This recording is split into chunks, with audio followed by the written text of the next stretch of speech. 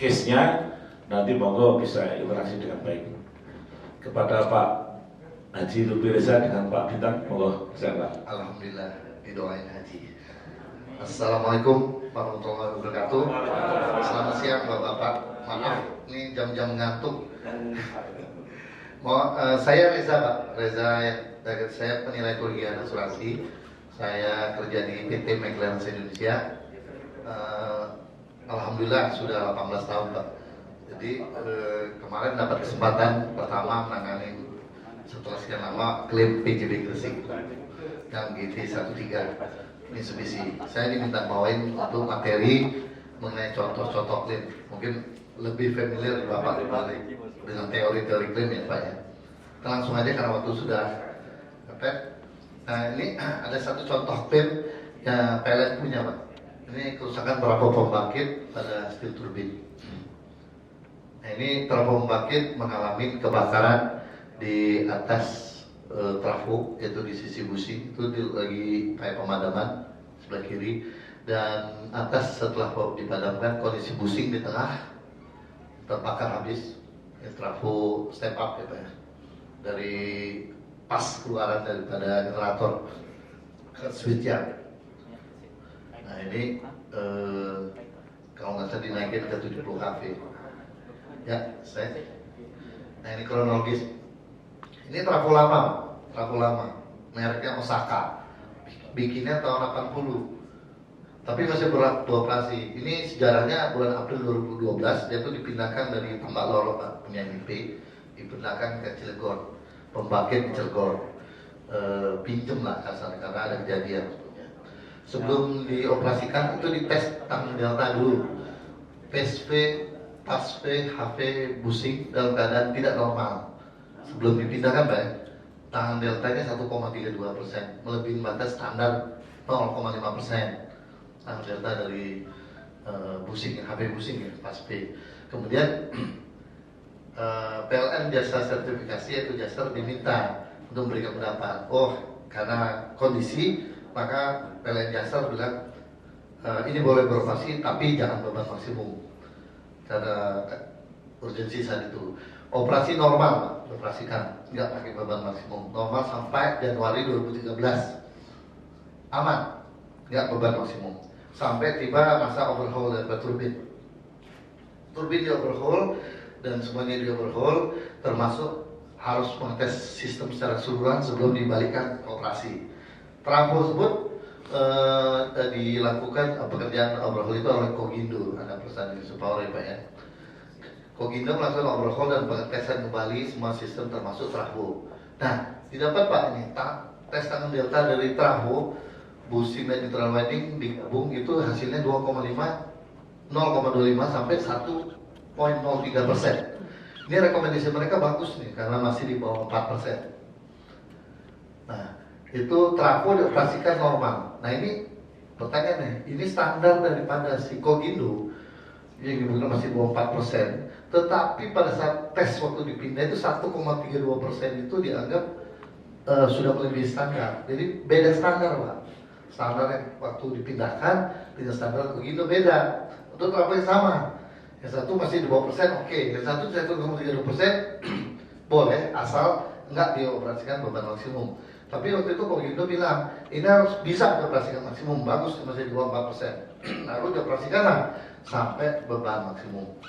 Kemudian tapi tanggal 15 Mei 2017 meledak trafonya. Kemudian turun tim investigasi RCVA PLN untuk menemukan root cause failure analysis. Mereka menyimpulkan bahwa kondisi pas PHP busing itu buruk sebagai penyebab kejadian. Dasarnya apa? Dasarnya adalah tes pada saat sebelum dioperasikan. Itu RCPA menyimpulkan hasil pengetesan awal itu sudah menunjukkan pas P high voltage busing itu buruk. Seharusnya sudah dilakukan penggantian, artinya mengcounter yang dibilang oleh PLN Jaser. Ya. Kemudian terus. Nah ini hasil Kogindo Pak. Yang paling tinggi itu IST nomor 5 itu 1,05%.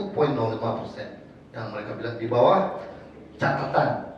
Standar nilai diversifikasi faktor ini menurut buku Forum Engineering PT PLN yakni tidak melebihi 4%. Jadi mereka ada buku, buku Forum Engineering PT PLN punya, yang tidak melebihi 4%. Artinya nggak lebih, bagus dong. Nah ini kemudian next, nah ini yang dilakukan oleh Jaser, yaitu pengetesan waktu poin yang paling kanan, yang kiri itu dites waktu sebelum dipindahkan dari tambak lorok, masih di tambak lorok, hasilnya luar biasa, 16,09%. Lalu disimpulkan ini mungkin karena faktor cuaca. Kemudian dibawalah ke Cilegon dan hasil pengetesannya 1,32%. Yang ini yang mereka bilang bahwa di tengah dan ngomong pada hasil penelitian data menunjukkan kondisi yang kurang baik pada proses pusing pas S dengan nilai 1,32%. Ya, tapi kemudian saya dihadapkan pertanyaan ini sesuai yang mana yang benar, Kogindo atau Jaser? Saya bingung gitu. Akhirnya saya balik, ada manualnya nggak? Trafo Osaka yang dibuat tahun 1980 itu udah nggak ada lagi manual, Pak, nggak ada yang pegang. Lalu gimana? Tanya-tanya konsultan semua bilang 1-2% itu sudah jelek, 1% itu secara umum tuh harusnya dioperasikan. Akhirnya kita inquiry sampai ke Osaka Jepang, ternyata dibeli oleh perusahaan Daihen Corporation di Jepang. Kita minta manual yang lama, akhirnya kita dapetin, Pak. Potongan manual book Delta itu menyebutkan standar tangan delta yang di-allow untuk busing. Nah kalau untuk yang ini oil immersed busing yang kiri. Nah yang kiri garis yang bawah itu masih good, Pak. Jadi bawahnya temperatur ya, yang horizontal temperatur, yang atas tangan delta. Tangan delta temperatur 10 derajat Celcius pun paling bawah itu masih di atas 2, hampir 3. Artinya menurut standar pabrikan ini masih bagus. Nah, seharusnya dilakukan investigasi lebih lanjut ya, Pak ya. Ini tangan delta bagus kok meledak ya kan. Tapi saya stop sampai di sini. Kenapa? Polis sudah operate. Kapasitas saya itu cuma untuk menentukan apakah ini tidak melanggar daripada standar OM atau enggak. Karena sudah tidak melanggar standar OM dan PLN sudah melakukan sesuai prosedur tesnya, maka mereka tidak bebas asuransi. Nah kalau secara engineering semestinya penasaran dong kenapa. Nah itu saya drop di sini, mereka melakukan investigasi padahal saya nggak dilibatkan. Nah ini untuk menunjukkan, Pak, bahwa hal-hal seperti ini sering sekali kejadian. Kadang-kadang sertifikasi itu memiliki referensinya berbeda-beda, terutama terhadap alat-alat yang tua, Pak.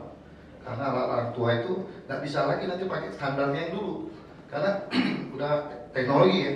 Mungkin kalau ada reverse engineering atau apa, nah yang itu aja yang harus diperbarui. Nah, polis stop ngomong, cuma pokoknya sesuai OM, berarti dia nggak melanggar ini. Nah ini udah dibuktiin bahwa dia nggak melanggar daripada ketentuan yang ada di manual book. Itu contoh kasus. Mungkin ada lagi, Pak. Nah ini ada di PLN PLTU Pamulang, yaitu kebakaran konveyor batubara. Ini kejadiannya malam, Pak. Ini adalah konveyor yang dari coal crusher building menuju ke coal feeder di dalam boiler building. Ya, itu terbakar setelah keluar coal crusher. Ini habis kemudian. Nah, ini kondisi daripada yang kiri bawah itu adalah konveyor yang menuju coal feeder,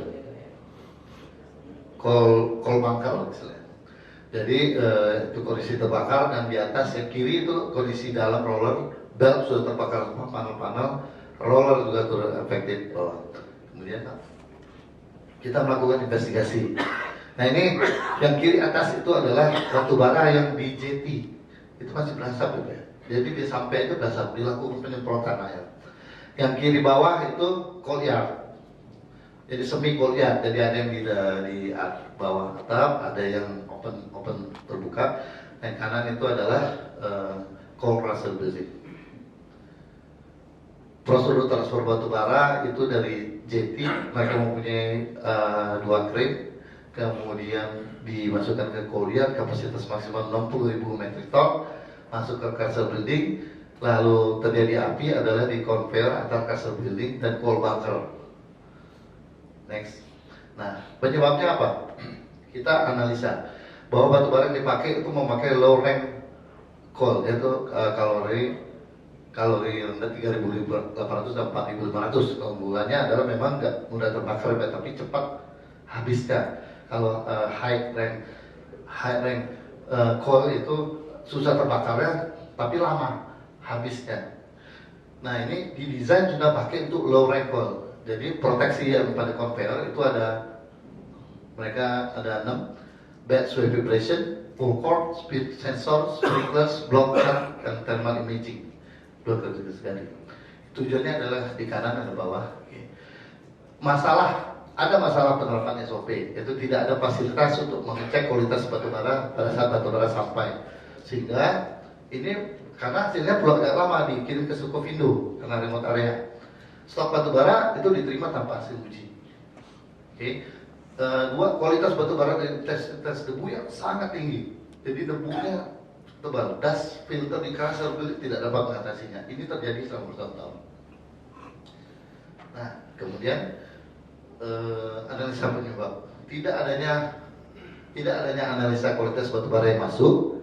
Kualitas batubara dapat di bawah standar. Proteksi berupa sprinkler yang ada di conveyor sudah tidak dapat mencegah terjadinya kebakaran. Thermal imaging 2-3 kali sehari tidak cukup untuk dan tidak memadai untuk memantau kondisi temperatur pada stok batubara. Self-heating batubara dipicu oleh 3 faktor: temperatur panas dari lingkungan sehubungan musim panas, penggunaan batubara kualitas rendah, dan tingginya kandungan debu pada batubara. Jadi itu adalah high risk, satu power plant yang high risk. Jadi mereka harus memikirkan bagaimana pengetesan itu dilakukan di site sehingga mereka bisa memfilter. Tapi memang nggak ada pilihan, Pak. Suppliernya cuma 2, jadi semacam harus belilah kalau di sana. Ada mafianya lah, nggak bisa milih. Jadi mau nggak mau mereka harus beli.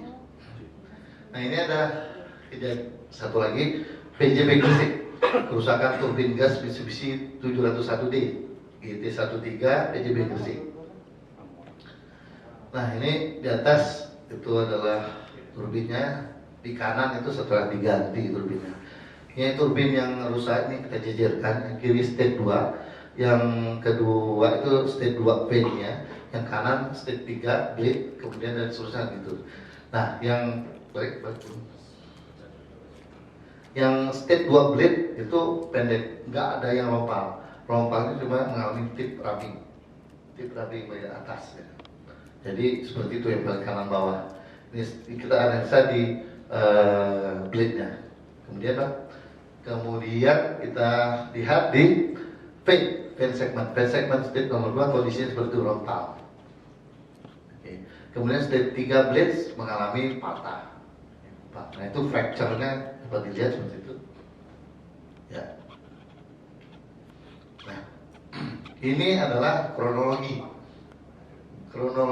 versi PJP waktu pertama saya datang. Jadi kondisi 1-3 itu adalah kondisi sebelum kejadian. Ya. Nah, yang nomor 4 itu urutan kejadiannya. Kejadiannya tanggal berapa? 5 Januari 2016 pada jam 7 GT13 start. Kemudian 7.30 ada blade valve abnormal, alarm vibrasi. Oke, 7.35 itu di restart karena udah trip, kemudian di restart failure. Kemudian dilakukan pengecekan, ternyata dilakukan penggantian relay HP dan LP blade valve. Oke, dianggap fine. Kemudian jam 8.02 di restart GT13 827 GT13 rated speed ada vibrasi bearing 1 kali, 1X, 1Y, 2X dan 2Y sangat tinggi. Crew predictive maintenance melakukan pengambilan data vibrasi pada DCS. Nah, 935 GT13 stop. Crew control melakukan pengecekan pickup vibrasi dan vibrasi tinggi. Dilakukan investigasi ke lapangan, ditemukan serpihan metal di area exhaust. Diputuskan untuk melakukan investigasi lebih lanjut. tanggal 6 Januari cooling down GT dan melepas enclosure. Penyebab gangguan simpulan waktu itu vibrasi bearing yang tinggi, analisa sementara. Akibat yang ditimbulkan tidak ada pemadaman, part yang rusak terdapat di fan segment dan turbine blade. Perkiraan kerugian itu mulai hari Selasa menyatakan force 30. Perbaikan dilakukan penggantian part turbine blade dan fan segment. Ini data saya dapat pada saat pertama datang. Kemudian kita minta Mitsubishi OEM-nya melakukan suatu tes. Ternyata ada material ring segment. Ring segment di state 2 itu lepas. State posisi nomor 30. Jadi di ring segment yang di state 2 itu ring segmentnya yang lepas. Ring segmentnya itu untuk memisahkan meredam panas dari turbin ke casingnya. Nah itu lepas.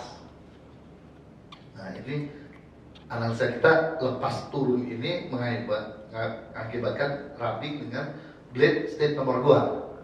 Jadi kena rubbing, lepas hantam belakang. Analisa sementara.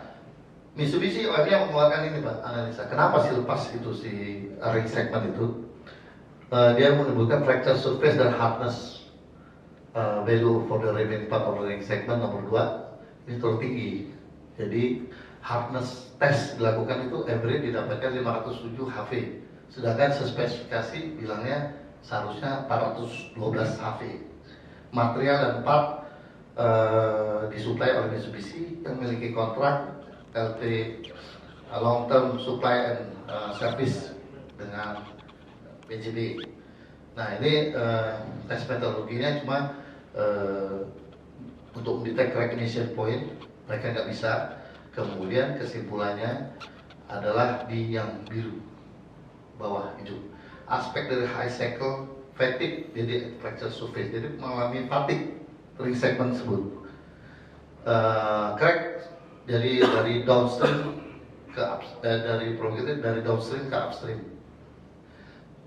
Higher hardness value, jadi nilai hardness itu lebih tinggi daripada standar, tetapi itu katanya akan balik normal kalau dioperasikan. Nah itu yang kita bingung, itu tinggi kalau dioperasikan dia akan melembut dikatakan gitu. Tapi agak susah karena kalau kita mengadakan tes daripada OEM pasti sifatnya mereka agak setengah independen karena part dia sendiri yang dites. Kalau itu lemah atau apa mereka kan akan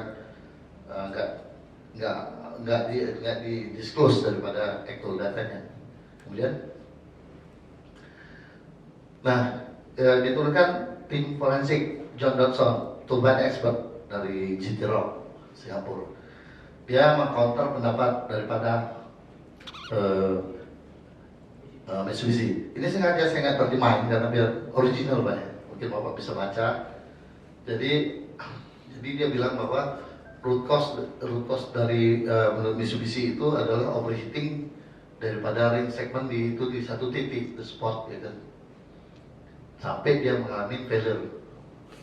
Jadi blade ring has cooling conducts. Jadi menurut dia tuh blade ring daripada itu memiliki cooling ducts untuk pendinginan. Jadi secara mekanis itu memang mengantisipasi terhadap panas berlebih. Jadi dia mempunyai cooling ducts dan cooling air circulate behind the ring segment di baliknya itu.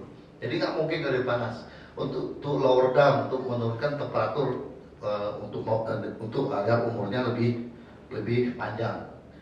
Blade ring ini nggak available pada saat kita survei, jadi kita nggak bisa untuk menyelidiki lebih lanjut. Kalau teorinya benar, we would have to establish why. Kalau memang panas seperti itu, kenapa cuma satu? Kenapa nggak di posisi 30 aja? Kenapa nggak di posisi yang lain mengalami hal sama? Gitu. Pertanyaan gitu. Yang ngomongnya OEM, kok cuma satu itu aja? Mestinya kan semuanya mengalami sama ya Pak ya gitu. Karena ada banyak, ada berapa tuh? Kalau nggak salah 70-an. Jadi possible explanation include blocking of the spot apparently any evidence of the problem will be removed. Jadi nggak ada bukti. Jadi kecil, sangat sulit untuk mengakui hasil penyelidikan Mitsubishi. Next. Nah ini semua kemungkinan penyebab akhirnya di-elaborate oleh John Dodson. Ya, konsultannya di-elaborate semua, termasuk yang nggak mungkin. Nah, yang mungkin, next. Nah, yang mungkin adalah final failure of the machine was present of what has described as the malfunction of the blade. Jadi condition it is also possible that paragraf ketiga ring segment failure itu sudah terjadi fail sebelum bulan Januari itu, karena di Oktober 2015 bulan Oktober sebelumnya itu dia dilakukan major overhaul, artinya semua dicek, artinya tidak ditemukan visual check terhadap crack propagation dan segala macamnya seperti itu. Jadi kemungkinan terjadi antara pada saat overhaul Oktober sampai Januari kejadian itu kemudian dibilang. Nah, ada kemungkinan juga bahwa karena dia sudah kejadian tapi tidak terdetek oleh vibration sensor. Kenapa? Dia bilang ini, paragraf ketiga itu ngomong also possible event failure might have occurred sometime sebelum kejadian final failure. Jadi M701D ini adalah mesin yang heavy robust machine yang sangat besar. Jadi dia masih tetap akan bisa beroperasi kelihatan normal walaupun mereka ada gangguan. Karena dia mesinnya sangat besar. Karena besar dan berat daripada rotor dan limit bisa could mean that vibration alarm itu terjadi seperti kayak nggak ada kejadian. Karena dia momen dan beratnya sangat gitu.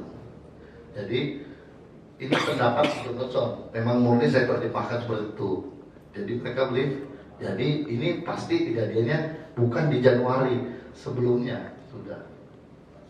Ya. Nah, rubbingnya itu udah lama, nggak mungkin sudden. Rubbing dari blade state nomor 2 itu udah lama, nggak mungkin tiba-tiba. Hitungan bulan. Next. Nah, ini biar jelas state nomor 2 fins kiri. Ini atas contoh undamaged ring segment. Yang bawah itu lepas kan segmentnya nomor 30 detach. Itu kondisi pada kayak real daripada untuk ring segment itu mengalami limit titiknya. Berarti dia lepas secara paksa. Next. Nah, ini contoh yang kiri atas well fitted ring segment di segmen nomor 2 itu ada petak itu tempat bau. Yang ring segment itu yang kayak sepatunya di bawah, yang ada bolong 3 itu ya. Nah, ini yang remaining segment yang ditemukan di exhaust. Nah, ini yang lepas itu, yang kotak itu tempat bautnya, tempat murnya di situ. Kemudian itu sisa badannya masih available. Artinya patahnya bukan karena bautnya lepas ya, tapi karena memang material fill di sini. Nah, nomor 3, 4 bawah itu konstruksi daripada gimana ring segment itu tack to coupling ring. Kayaknya nggak mungkin lepas kalau longgar apa itu mungkin well fitted. Jadi kemungkinan besar dari situ kesimpulannya memang material failure. Efeknya ke blade dan bucket pin. Blade dan pin daripada state 3, 2 dan belakang. Pertanyaannya adalah, tadi kan ngomong ini ring segment di covernya. Ring segment ini karena dia propagated gradually, baru kemudian final failure, jadi gradually masuk di exclusion policy. Tapi yang sudden adalah akibat dari kerusakan pada blade yang patah dan fin tersebut. Nah, inilah contoh kemarin di Gresik. Alhamdulillah memang ini proses penanganan dari awal. Kadang-kadang kan terjadi dispute Pak, pertentangan antara OEM, PJB sama si konsultan. Kita waktu itu terapkan bahwa konsultan, OEM dan PJB harus duduk di satu meja pada saat awal, langsung membahas ini. Jadi kalau ada yang bertentangan, tentangkan di meja itu sampai selesai dispute-nya, baru boleh selesai meeting. Jadi kita paksa untuk bersetuju material mana yang rusak, material mana yang ini. Akhirnya di tahap awal kita berhasil meng-establish tingkat kerusakan yang diakui oleh masing-masing pihak.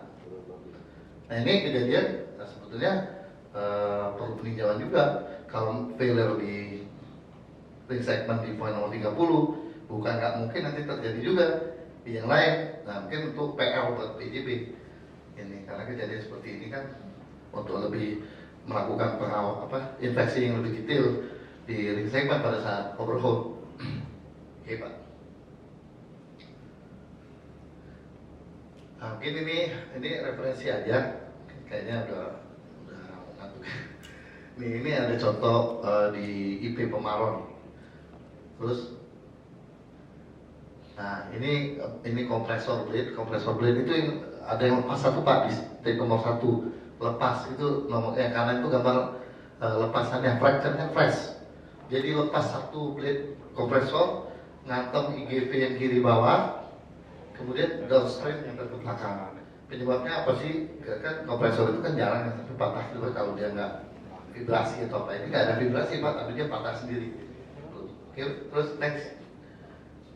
Nah ini IGV-nya yang di depan Pak, yang di depan IGV yang inlet gate valve-nya, misalnya untuk untuk bukaan pin-nya, mengatur bukaan pin-nya kan mesti seragam Pak ya. Nah itu ada yang itunya copot Pak, gearnya copot lepas. Nah itu pertanyaannya adalah ininya dulu lepas apa blade-nya dulu yang lepas? Pertanyaannya mana yang duluan? Lalu kita selidikin lagi. Next. Satu dari blade kompresor tadi ini uraiannya Pak ya. Blade kompresor itu patah lepas. IGV rusak akibat benturan dari blade kompresor. Keseluruhan rotor blade beserta pin dari kompresor mengalami kerusakan akibat terkena benturan material lepas belakang.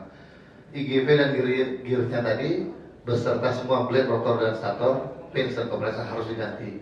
Blade turbin hampir tidak terkena karena di belakang. Next. Nah itu, ini penyebabnya Pak. Ya, itu penyebabnya tiba-tiba lepasnya daripada blade state nomor 1 kompresor itu mengonten hal ini.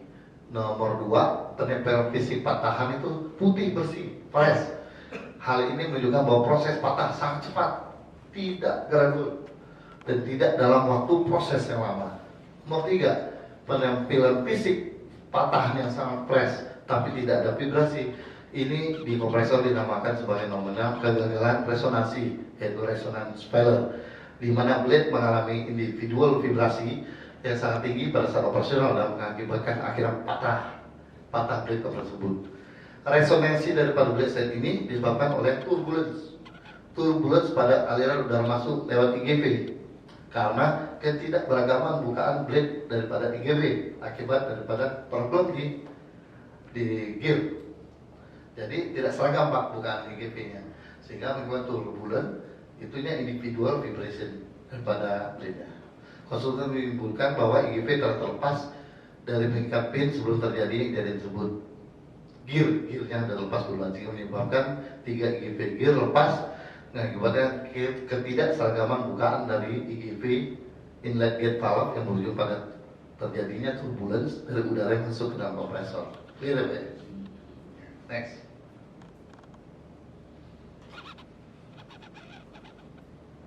Ini sikat aja kanan. Next. Jadi generator rusak tapi mengalami corona, tapi tidak mengalami shock ya. Tapi baru tahap corona. Kemudian dia udah proteksinya sensitif. Next. Ini pernah terjadi overhaul, tapi dia lakukan pengencangan wedges Pak, 20% kurang kencang. Nah pada saat pengencangan wedges seharusnya kan dilakukan hypotes rated voltage operationnya 11 kV. Kan mesti hypotes itu dilakukan di atas daripada rated voltage operation ya, Pak. Tapi kan mengurangi umur Pak. Akhirnya ada perintah lah dari si owner ini ke si kontraktor, lakukan aja sesuai dengan tengah operasi lah, paling oke. Akhirnya dilakukan itu. Nah jadi dilakukan pada tegangan operasi. Nah, akibat di hypothesis itu untuk mengidentifikasi Pak apakah ada wedges yang terlalu kencang atau terlalu kendor kan Pak. Jadi tidak dapat diidentifikasi.